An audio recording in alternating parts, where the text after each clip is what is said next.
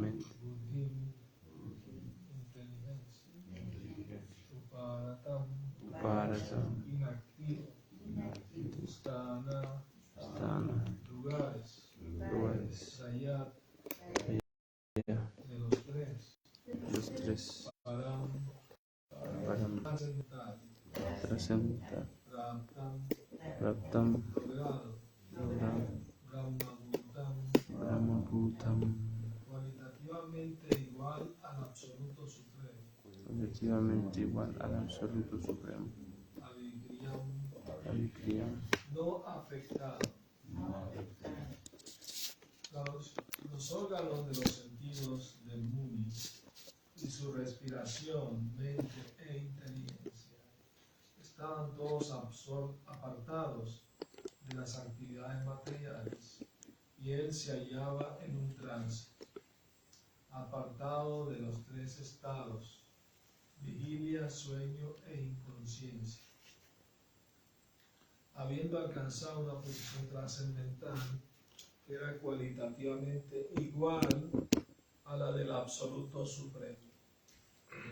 Significado: parece ser que el Muni en cuya ermita entró el rey estaba sumido en un trance yógico.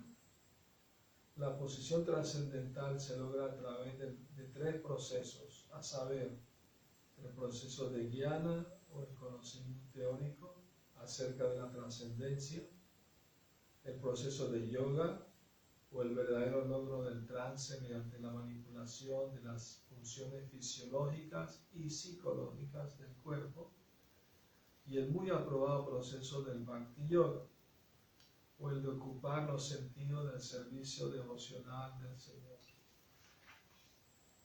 También en el Bhagavad Gita tenemos la información acerca del desarrollo gradual de la percepción desde la materia hasta la entidad viviente.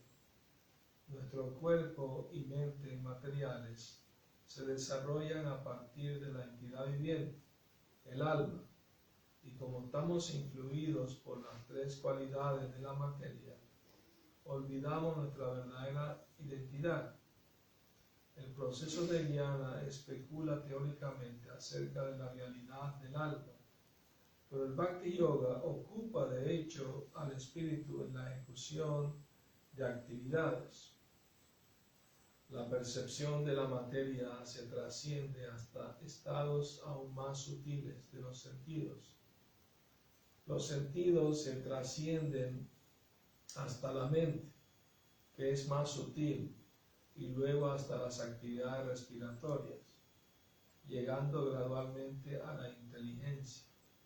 Más allá de la inteligencia, el alma viviente se llega a comprender mediante las actividades mecánicas del sistema de yoga o la práctica de la meditación en lo que se contienen los sentidos, regulando el sistema respiratorio y aplicando la inteligencia para elevarse a la posición trascendental. Este trance detiene todas las actividades materiales del cuerpo. El rey vio al Muni en esa posición. Él también vio al Muni de la siguiente manera. Vamos a ver lo que pasa de la siguiente manera. Verso 27.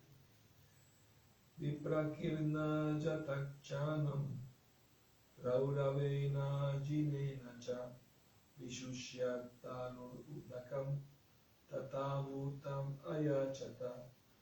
El sabio, absorto en la meditación, estaba cubierto con una piel de venado, y un cabello largo y comprimido se esparcía por todo su cuerpo. El rey, que tenía el paladar seco por la sed, le pidió agua. Significado: como el rey tenía sed, le pidió agua al sabio. Que un rey y devoto tan eminente le pidiera agua a un sabio absorto en un trance era algo ciertamente providencial. De no ser por ello, no habría habido ninguna posibilidad de que ocurriera un incidente tan singular como ese. Maharaj Parikshit fue puesto así en una posición difícil, de manera que paulatinamente se pudiera revelar el Srimad Bhagavatam.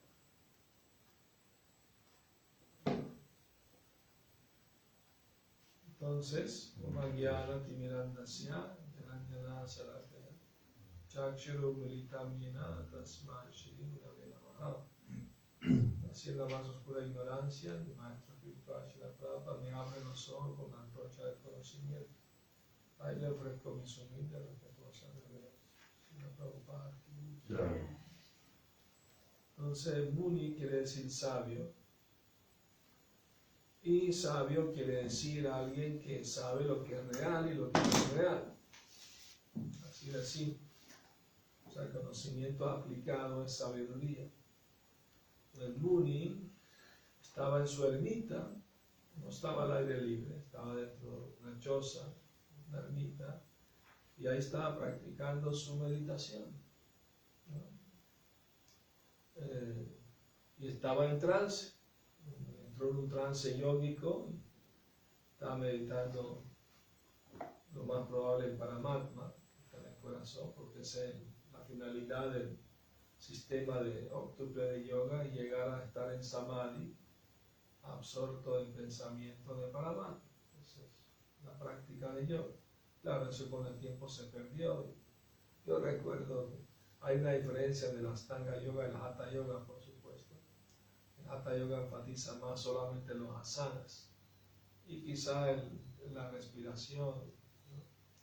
Yo recuerdo, antes de conocer a Krishna, practicaba Hatha Yoga, y al final de los ejercicios de asanas, el profesor nos decía que ahora vamos a meditar.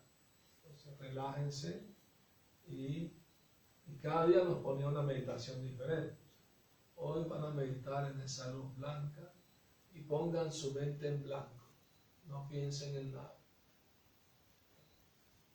Entonces, claro que era algo artificial, porque no es nada espiritual, un bombillo, una luna, ¿entiendes? Entonces, es algo material. Pues.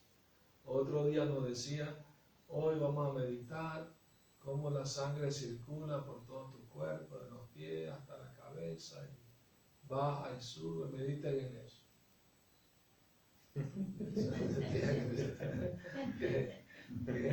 ¿Qué tiene que ver con lo espiritual? Meditar en la sangre que fluye por el cuerpo. Claro. Después de un tiempo yo estaba frustrado completamente. Y le dije francamente al profesor, mira, yo no estoy satisfecho con este sistema de yoga. Pues, yo quiero conocer a Dios más personalmente. Ah, bueno, si el yoga es solamente una puerta para que tú conozcas cuál es tu deseo, tu destino, pues, ¿no? Pues como una introducción, ¿no? El medio, yo escuché que el Bhakti Yoga sí habla de una conexión más personal. Bueno, pero ¿qué me puede decir Bhakti Yoga? Ah, yo no sé mucho de eso, tienes que tú investigar.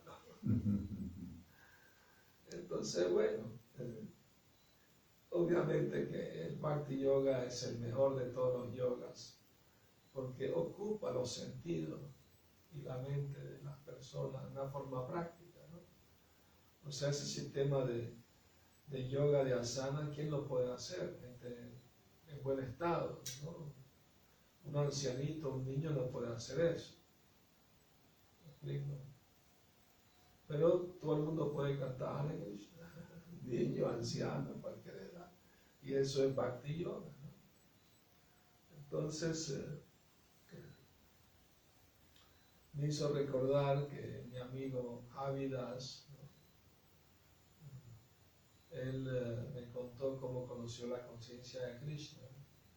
Él me dijo que estaba pasando por un problema existencial, o sea, que se preguntaba el porqué de todo, por qué vivimos, por qué morimos, ¿no? Entonces, él fue a visitar a un familiar en Tel Aviv, en Israel, y se quedó en los dormitorios de la universidad, porque tenía amigos allí. Y allí conoció a un chico argentino que recién venía de la India. Y en la azotea de la universidad se pusieron a conversar. el chico este argentino le dijo, la verdad es muy amplia y muy grande y es difícil de entender, ¿no? Y empezó a hablarle de Dios, del universo, ¿no? de toda esa, la reencarnación, hablaron de muchos temas, pero al final el joven le dijo, mira, si alguna vez te interesa en practicar vida espiritual, te recomiendo el Bhakti Yoga. Ese es el mejor. Y quedó intrigado Javi por esa afirmación. Al día siguiente fue a buscarlo para preguntarle más cosas, ya se había ido. Y era un día sábado. Y en Israel los sábados nadie, o sea, no trabaja la gran mayoría de la gente. Entonces estaba caminando, pasó frente a una venta de revistas, de periódicos, y en una revista vio la palabra Bhakti Yoga. Rápido agarró la revista y abrió a ver dónde estaba, encontró un artículo de un templo recién abierto en Tel Aviv, una pareja de devotos americanos que vinieron a ver un templo. Y ahí estaba la dirección, rápido copió la dirección, ¿no? El teléfono. Y el hombre, ¿va a comprar la revista? No, está bien, gracias. Entonces, él tuvo que agarrar un taxi porque no había autobuses, por ser el sábado. ¿Verdad? Entonces,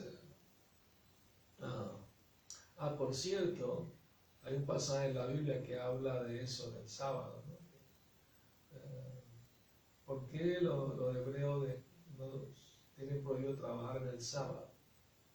Porque supuestamente, ¿no? Que Dios, después de crear el mundo, descansó el sábado. Se creó el mundo en 6 días y el sábado cayó el sábado, era el 7º día. Entonces el sábado Dios descansó, no trabajó. Entonces todo el mundo tiene que descansar. Esa era la observancia del sábado.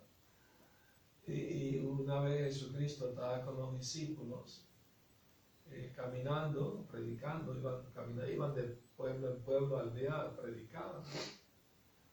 Y era un día sábado, entonces los discípulos tenían hambre y había un campo de trigo y los discípulos agarraron trigo y empezaron a desgranarlo y se lo comían así crudo, ¿no? Porque tenían hambre. Entonces los fariseos los vieron y los empezaron a criticar, de que hoy es sábado y están trabajando, están desengranando los trigos, tienen que hacer algo, ¿no? Para quitarle la cáscara, entonces ya eso es trabajo, entonces están rompiendo con el voto del sábado. Y Jesús le dijo a ellos, más contamina lo que sale de la boca de lo que entra en ella. O sea, que ustedes buscarle falta, criticar, es peor que ellos, ¿no? Satisfacer su hambre comiendo. Ahora bien, algunos cristianos malinterpretan esa historia de que Jesucristo quiso decir que comer carne no contamina, no lo que entra, sino lo que sale, lo que dices. Pero se estaba refiriendo al trigo, no a la carne. Todos lo malinterpretan, le dan la vuelta, ¿no? Para justificarse. Entonces, bueno, total, Javi llegó al templo y ahí conoció conciencia de Krishna por primera vez en su vida, ¿no? Probó el prasadam, escuchó el kirtan, los libros de Prabhupada, todo, se enamoró ahí mismo de la conciencia de Krishna, hizo un montón de preguntas y empezó a ir todos los días a relacionarse con los demás. Y cuando regresó a Venezuela, se trajo todos los libros que pudo con él. Y como era músico, tenía amigos, los invitaba y se sentaban juntos a cantar Hare Krishna con guitarra, ¿no? Y leer el Bhagavad Gita de Prabhupada. Y uno de esos amigos invitó a otro amigo que era Mirabajo Prabhu. Y ahí se conocieron y empezaron pero leyendo el Bhagavad Gita de vez en cuando le echaba una especulada impersonal, ¿no? Porque todo el mundo viene de esa tendencia impersonalista, ¿no? Entonces le escribieron al Templo de México para pedirles que venga un devoto a abrir un templo en Venezuela. ¿Y quién cree que fue? Chichucananda. Él ya era presidente del templo aquí en México y él recibió la carta y le pidió permiso a Prabhupada de ir a Venezuela a ayudar a los devotos. Prabhupada le dio el visto bueno, le mandó una carta, lo animó, dijo, si abren un templo, más adelante lo voy a visitar. Eso fue a finales del 72, diciembre del 72, 1972. Pero Prabhupada le dijo, no, ya hay devotos allí. Llegó un sannyasi llamado Hanuman Swami con otros devotos y están ahorita allí. Prabhupada está mandando, le manda recorte de los diarios, de la prédica que están haciendo, así que ayúdanos allí, ¿no? Y así fue, llegaron y así fue donde comenzó el movimiento. Claro que ellos, el grupo de Javi y Virabajo, conocieron a un gurú que era de hindú de Trinidad, ¿no? Que lo escucharon hablar del Bhagavad Gita y de Arjuna y de Krishna, y esto es lo que es. No sabían que el hombre era impersonalista, igual ni sabían que era impersonalista o personalista. Entonces lo aceptaron a él como gurú. Pero él dijo, no, les voy a poner una prueba, ¿no? Claro que hay que ser vegetariano, pero por un mes tienen que comer solamente fruta. Si pueden hacer eso, los acepto como discípulos. Me puso esa prueba. Y no, sí, aceptamos y todo. Entonces cuando llegaron los devotos, cuenta Virabajo que él estaba en la universidad y el rector de la universidad le dio permiso de que en la cafetería, con la guitarra, él cantaba el mantra Hare Krishna, ¿no? Y los estudiantes lo acompañaban.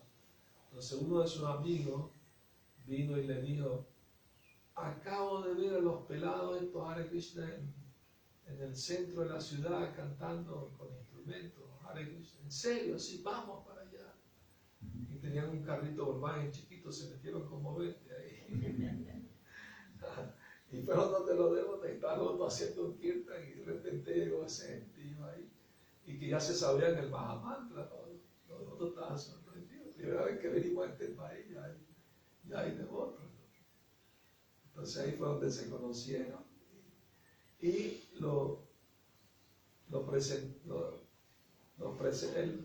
Javi Prabhu y Virabajo lo presentaron al gurú hindú, al gurú. Y el gurú siempre decía, Hare Krishna, yo lo mismo, ¿no? Todo lo mismo. Pero después se dieron cuenta que no era lo mismo. Porque los devotos conversaron con el supuesto gurú y empezaron a derrotarle todo su impersonalismo, toda su especulación.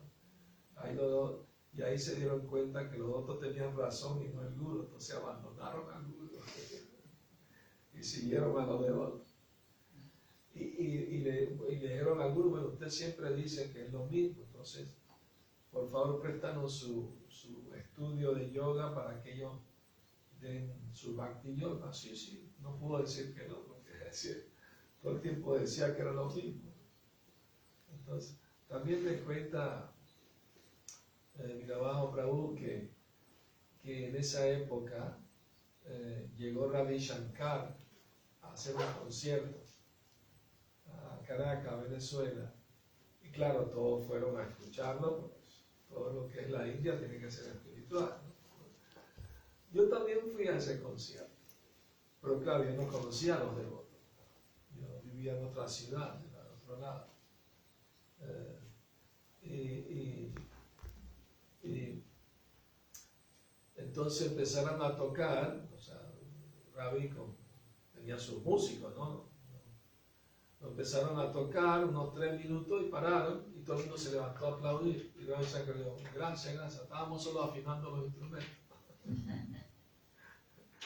Entonces después del concierto, ellos, ¿no?, se fueron al camerino de Ravi Shankar para hablar con él. Y cuando tocaron la puerta, les salió el que tocaba las tablas con un cigarrillo en la mano. Ahí se dieron cuenta que no todo era Hare Krishna de la India, no todo era espiritual. Entonces le preguntaron por Ravi Shankar. Ravi Shankar vino todo sonriente a ver sus admiradores, ¿no? ¿Y qué fue lo que le preguntaron? Ravi Shankar, en su viaje, usted llegó a ver a los Hare Krishna. Y la sonrisa, porque justo había tenido una discusión filosófica en Londres con los Hare Krishna y le derrotaron sus ideas impersonalistas también, ¿no?, de que todo es uno, no hay variedad, todo es lo mismo. Entonces, bueno, sí, los vi y tal, se despidió de ellos, ¿no? Total que en el 73, ahí fue lo que podía hacer, que hablar de los demás, ¿verdad? El Prabhupada critica el sistema de yoga moderno que se hace en la ciudad. El verdadero sistema de yoga hay que irse de la ciudad. Yo le he dicho a los devotos del DF, si alguien practica el yoga aquí en la Ciudad de México y cuando respira profundo se va a llenar de monóxido de carbono, no se va a purificar. ¿Entiendes? El sistema de pranayama, ¿no? El sistema original es que hay que irse de la ciudad al bosque, vivir en una cueva, un lugar apartado. Es interesante, dice aquí que el Muni estaba sentado, una piel de venado. La piel de venado tiene un propósito, o piel de tigre, uno de los dos. El propósito es que espanta a la serpiente. Por alguna razón, cuando los yogis se sientan sobre una piel de venado o de tigre, la serpiente no se centraba en meditación de que lo va a morder una serpiente. Así era, ¿no? Entonces la situación de que Maharaj Parikshit era muy poco usual, de que él entrara a la ermita del sabio, cuando el sabio estaba en trance, para pedirle un vaso de agua. O sea, era poco común, un rey ir solo, ¿no? Normalmente el rey no debe andar solo, siempre tiene alguien que lo acompañe, ¿no?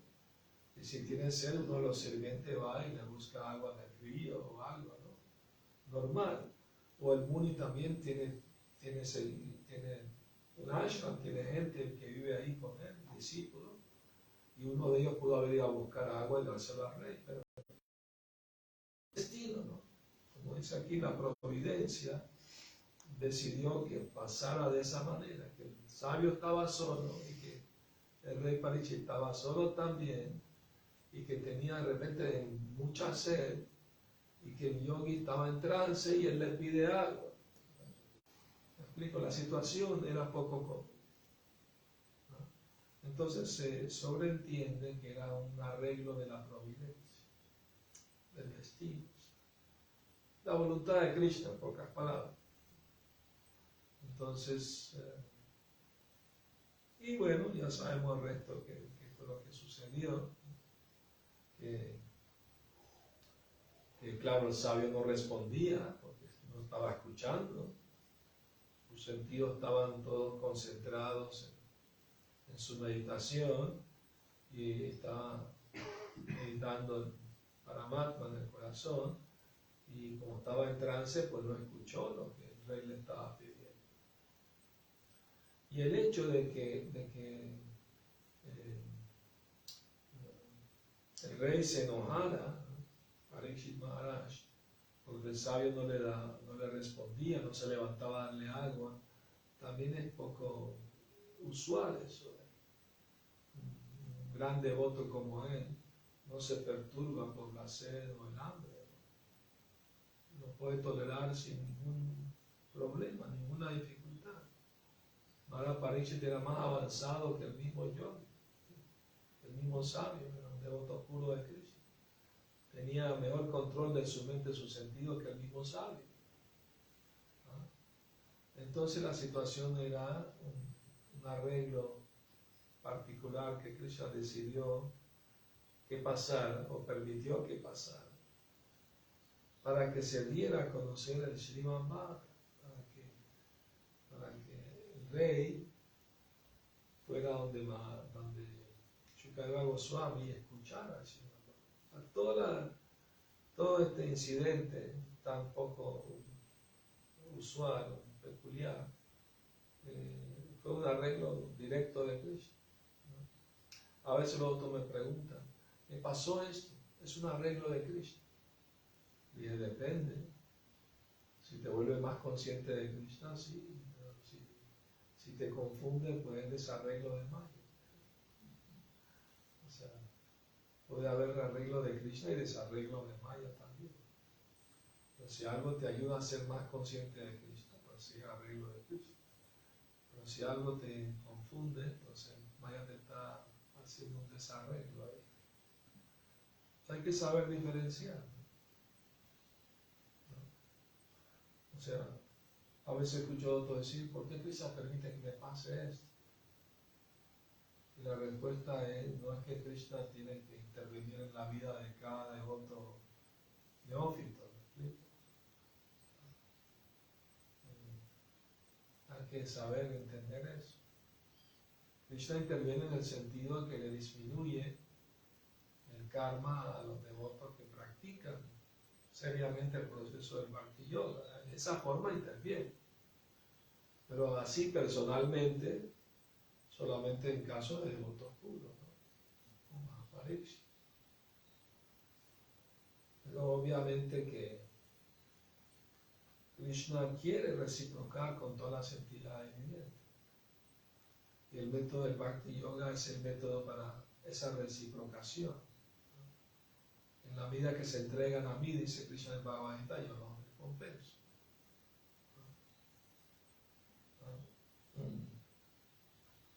Pero las gopis se quejaron, ¿no?, con Krishna, que él no estaba reciprocando lo suficiente con ellas. Y Krishna aceptó su derrota. Dijo, no tengo cómo retribuirles su servicio a mí, no tengo. Así que por favor estén satisfechas con sus propias actividades trascendentales. Y en el verso del Bhagavatam de Krishna dice, aquellos que se entregan me adoran con amor, les doy la inteligencia mediante la cual pueden venir a mí. Entonces, en una conversación de Prabhupada con uno de sus hermanos espirituales, se concluyó que ese verso también se refiere también a las gopis, de que él le da la inteligencia para que se reúnan con él, vengan a verlo, vengan a estar con él, ¿no? Claro, se refiere también a todo el mundo que quiera reciprocar con Krishna, ¿verdad? O sea, de Krishna viene la inteligencia, en pocas palabras, para acercarse a él. Y eso se obtiene cuando uno practica el servicio devocional, bajo la guía de un maestro espiritual genuino. Entonces, Krishna le va dando la inteligencia de cómo llegar a él, porque no es fácil. O sea, Krishna no es barato, no es, la gente a veces no entiende, ¿no? Y lo toma muy sentimental, ¿no? Me acuerdo hace muchos años en Venezuela, un grupo de hippies empezó a venir al templo muy seguido y le gustaba mucho Krishna. Qué lindo, el hippie perfecto, ¿no? Pelo largo, toca flauta, ¿no? Tiene novias, ¿no? El hippie perfecto. O sea, para él se volvió su ídolo, ¿no? Krishna, pero cuando Krishna dice del Bhagavad Gita que hay que controlar los sentidos, la mente, ¿no? Ahí no les atrajo mucho.